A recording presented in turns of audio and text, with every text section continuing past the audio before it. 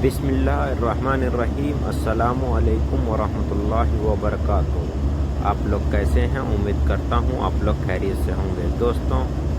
آج کا زمانہ لگ بھگ 2000 سال قبل مسیح مانا جاتا ہے، اور قرآن مجید میں عاد کو میم وادی نوح کہہ کر نوح قوم کے خلیفوں میں گنا گیا ہے۔ ساتھ ہی ان کو عاد اللہ کہا ہے، اور عاد کے ساتھ ارم کا لفظ لگا ہوا ہے۔ عاد کا مرکزی مقام ارض احقاف ہے۔ یہ حضر موت کے اتر میں اسی طرح واقع ہے کہ اس کے پورب میں عمان اور اتر میں رابع الخلی، مگر آج یہاں ریت کے ٹیلوں اور سوا کچھ نہیں ہے۔ عاد کا بت پرست تھے اور اپنے پیشے اور نوح کی قوم کی طرح صنم پرستی اور بت پرستی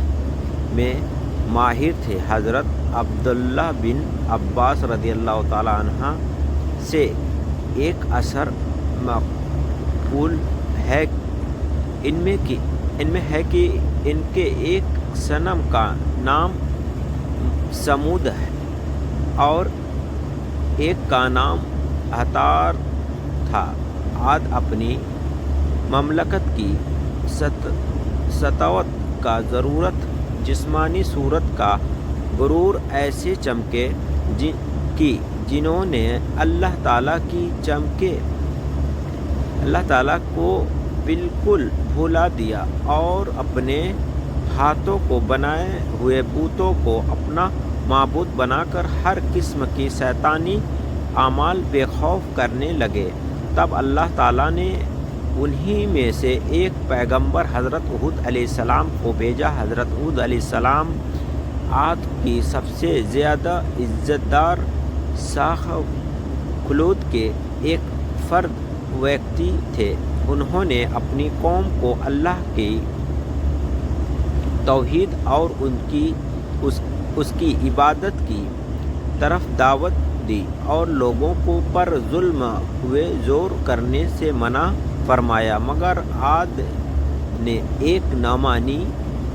ان کی سختی کے ساتھ جھٹلایا اور غرور اور گھمنڈ کے ساتھ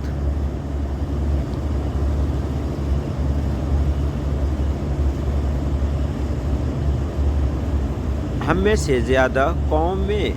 قوت آگے ہمیں زیادہ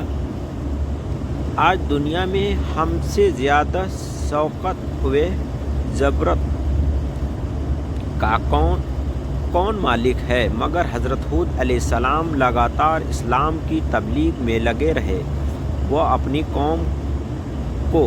اللہ کے عذاب سے ڈراتے اور غرور و سرکشی کے نتیجوں کو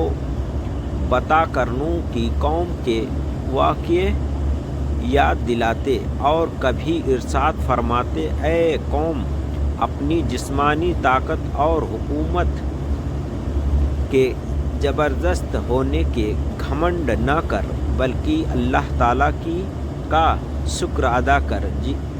کہ اس نے تجھ کو یہ دولت بخشی۔ نوح کی قوم کی تباہی کے بعد زمین کا تجھ کو مالک بنایا، خوشحالی کی، اسی لیے اس کی نعمتوں کو نہ بھول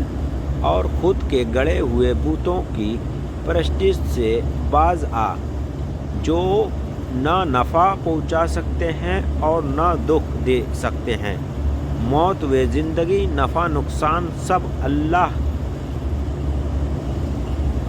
ہی کے ہاتھ میں ہے۔ اے قوم کے لوگوں، مانا کہ تم سرکشی اور اس کی نافرمانی میں مبتلا رہے ہو، مگر آج بھی اگر توبہ کر لو اور باز آ جاؤ تو اس کی رحمت پھیلی ہوئی ہے اور توبہ کا دروازہ بند نہیں ہوا ہے۔ اس سے مغفرت چاہو وہ بخش دے گا، اس کی طرف روزی ہو جاؤ وہ معاف کر دے گا اور مال و عزت میں سرفرازی بخشے گا۔ عاد کو حضرت ہود علیہ السلام کی یہ نصیحتیں بہت گئی گزری تھی اور وہ یہ نصیحت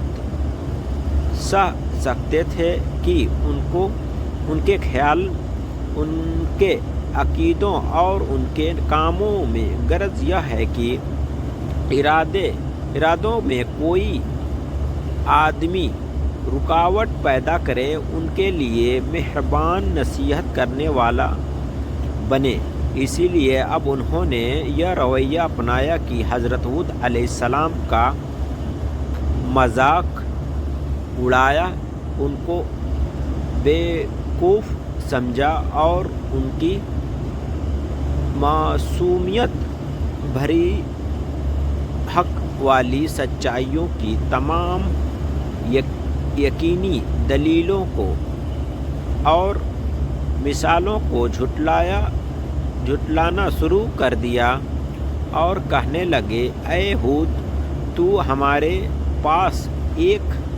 دلیل بھی نہ لایا اور تیرے کہنے پہ ہم اپنے خداؤں کو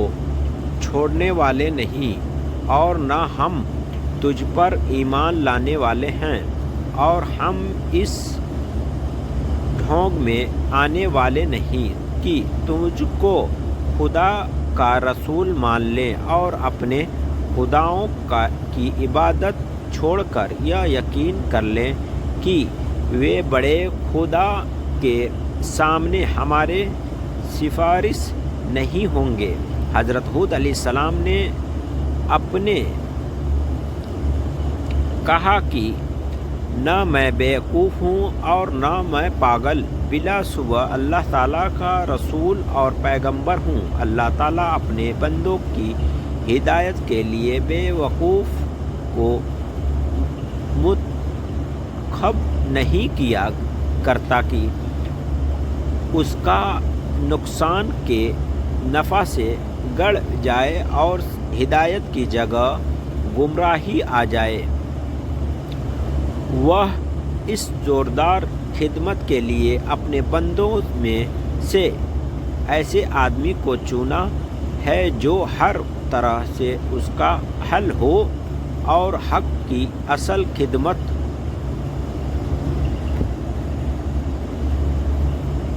خوشی کے ساتھ انجام دے سکے، اور اللہ تعالیٰ کے خوب جاننے والا ہے کہ رسالت کے اپنے منصب کو کسی جگہ رکھے، مگر قوم کی سرکشی اور مخالفت بڑھتی رہی اور ان پر سورج سے زیادہ روشنی دلیلوں اور نصیحتوں کا ذرا بھی اثر نہیں پڑا، اور حضرت ہود علیہ السلام کو ذلیل کرنے اور جھٹلانے پر اور زیادہ اتر آئے اور اعوذ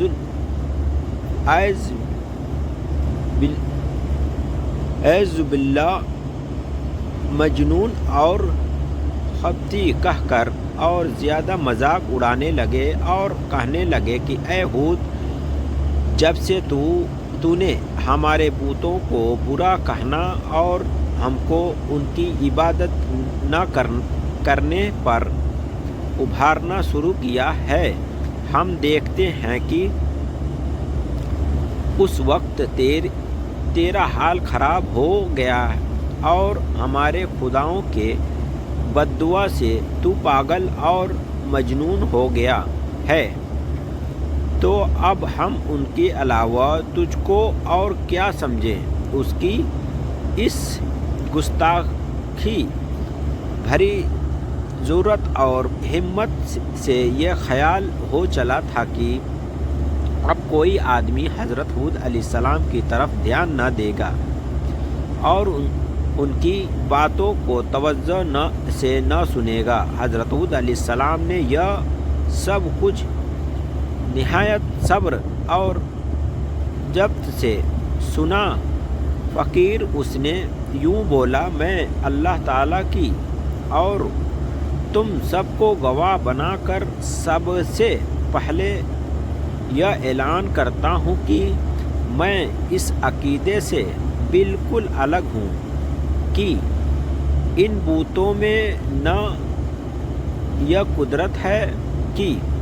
مجھ کو یا کسی کو قسم کی بھی کوئی برائی پہنچا سکتے ہیں۔ اس کے بعد تم کو اور تمہارے ان جھوٹے معبودوں کو چیلنج کرتا ہوں کہ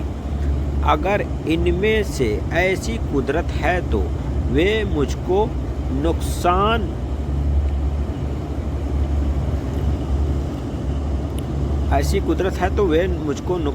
پہنچانے میں جلدی سے کوئی قدم اٹھائے۔ میں اپنے اللہ تعالیٰ کا فضل و کرم سے عقل رکھنے والا اور سوجھ بوجھ رکھنے والا ہوں، سوچنے سمجھنے کا مالک ہوں اور ہمت اور ندامت کا حاصل میں تو صرف اپنے اللہ تعالیٰ پر ہی بھروسہ رکھتا ہوں، جس کو قبضے و قدرت کی کائنات کے تمام جانداروں کی پریشانیاں ہیں، جو زندگی اور موت کے مالک ہیں۔ وہ ضرورت میری مدد کرے گا اور ہر نقصان پہنچانے والے سے بچائے گا۔ آخر حضرت ہود علیہ السلام نے اس کی لگاتار بغاوت کی اور سرکشی کے خلاف یہ اعلان کر دیا کہ اگر قوم عاد کا یہی رویہ رہا اور حق سے پلٹنے اور منہ پھیرنے کی روش میں انہوں نے کوئی تبدیلی نہ کی اور میری نصیحتوں کو پورے دل سے سنا، تو میں اگرچہ اپنی ڈالی ذمہ داریاں کے لیے ہر وقت چست اور ہمت رکھنے والا ہوں، مگر ان کے لیے ہلاکت یقینی ہے۔ اللہ تعالیٰ بہت جلد ان کو ہلاک کر دے گا اور دوسری قوم کو زمین کا مالک بنا کر ان کی جگہ قائم کر دے گا، اور بلا شبہ اللہ تعالیٰ کو ذرہ برابر بھی نقصان نہیں پہنچا سکتے۔ وہ تو ہر چیز پر قدرت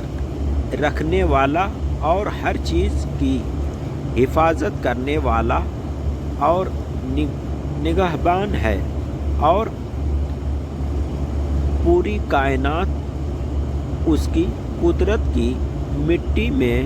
ہے۔ السلام علیکم ورحمۃ اللہ وبرکاتہ۔ آپ لوگ کو ویڈیو کیسی لگی کمنٹ میں ضرور بتائیں۔